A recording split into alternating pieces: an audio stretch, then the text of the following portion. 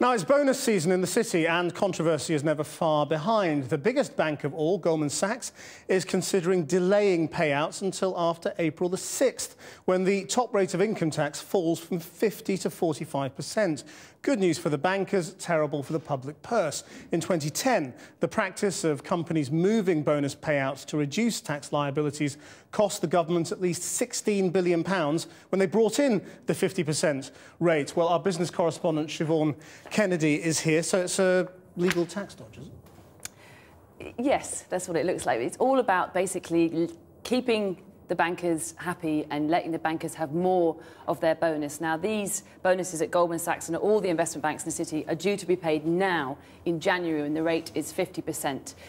The idea that they're thinking about at Goldman Sachs is moving the payment of those taxes, of those bonuses rather, to April, when the rate falls to 45%. Now, that may not sound like a big drop, but if you consider a bonus of, let's say, £1 million, which is frankly a small bonus for a Goldman Sachs banker, we're talking about them saving an extra £50,000, more, a lot more than most people's annual salary, by having that bonus shifted from being paid now to being paid in April. Now, Goldman Sachs today told me that it's only a move that they are considering. They're not denying it, they're considering it, but we know that they've got form, because at the end of last year, a group of very highly paid Goldman Sachs bankers brought forward the payment of their bonuses when rates were going to go up in the US. So they've done it before, and it does seem likely they will do it again. And it's something that Labour here says will infuriate the public, that rather than going into the taxpayers' purse to help with schools and hospitals in a time of austerity, it's instead going into bankers' pockets. Here's what Labour told me today.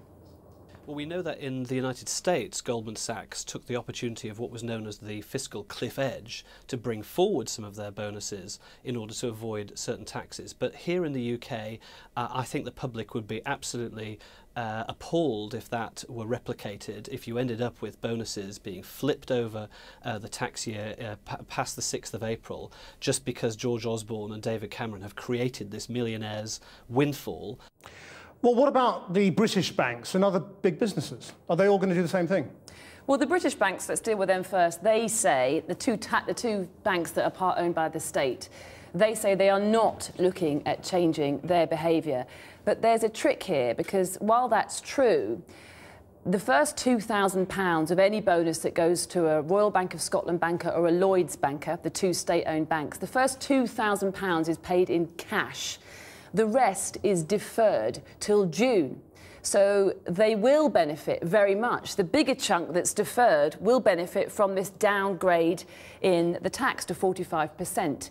So it'll be interesting to see whether or not pressure is put on these state-owned banks, precisely because they are state-owned banks, to perhaps cancel that bonus. You could argue they shouldn't be being paid bonuses anyway when they're about to get massive fines for manipulation of LIBOR, the interbank lending rate.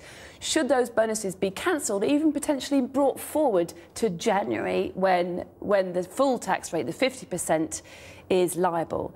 It'll be interesting to see if that pressure is applied, and we'll certainly be watching to see what the Chancellor does. Siobhan Kennedy.